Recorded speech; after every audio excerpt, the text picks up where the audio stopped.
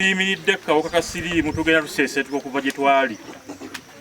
Amawulire ge nafunye okuva mu kitongole ky'ebyobulamu tuli ku 10.5% prevalence ya HIV mu Koome. Tubadde ku 11, between 11 and 12 all along. Naye tugenda tuseeseetuka. Nokyo twongera okufuna amawulire gano gatuzaamu amaanyi. Maakyazi kituswazanga abakulembeze nti buli gwe balaba avekko we bamutereeza okuba nti mulwadde. Naye kitwongera amaanyi bwe tufuna amawulire ngaago tugenda tuseeseetuka. Twongere okuwuliriza ebitugambibwa ssebo ne bannyabo eri Akawuka. Ng'omulamwa gwakulwanyisa bulwadde buno obwa mukenenya.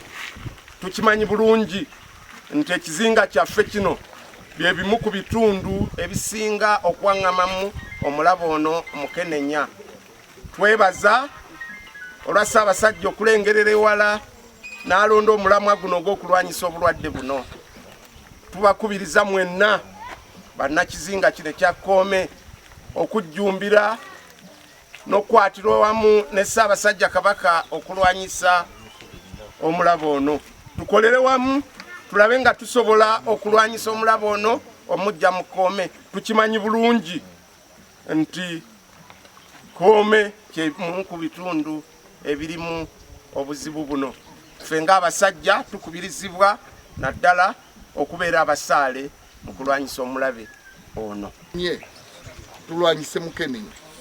Abaana baffe ab'obuwala bambale bulungi, basedduvuto baleme kukema abaana baffe. Abaana bambale bulungi, babeemu n'empisa, babeemu eddiini. Omuntu waba n'eddiini mu mutima gwe, amazima ga Katonda ebiseera ebisinga abeera muwanguzi. Baana baffe njala kubakutegeeza mukenenya akawuka kabi nnyo. Akawuka ka mukenenya kayita mu mwana omulenzi n'obwobuwala okukola ebikolwa ebitasaanidde. Tutegeeragana n'olw'ensonga eyo omwana ow'obulenzi akuze obulungi amateeka gakugamba emyaka 18, omuwala emyaka 10, naye nga oteekeddwa obulungi. Naye yadde 18 oteekeddwa okuba n'omuntu ng'omukebedde omusaayi. Gundi tukuze naye tugende twekebeza omusaayi. Kuba mukimanyi bulungi ekyamazima abaana bangi tubazadde nga balina akawuka ne bakola n'akawuka nga balabiriddwa bulungi naye nga tuyinza kalaba. Akawuka kamukenenya tebakakebera na maaso, bakakebera muki? Mu musaayi. Oteekeddwa okuba oba okuze okwebera omusaayi. Bw'okola omusaayi genda oyanjule mwana munno enkola ey'edda mu bazadde banno. Kubanga ffe obufumbo obutuukiridde twakeberanga ono mwana waani. Kubanga ekyamazima eriyo amaka nga go galinga agakolimirwa nga tosobola kujjayo mulenzi na muwala. Ng'ekyo kikolimu Katonda yakibawa. Tuteekeddwa okwekebera.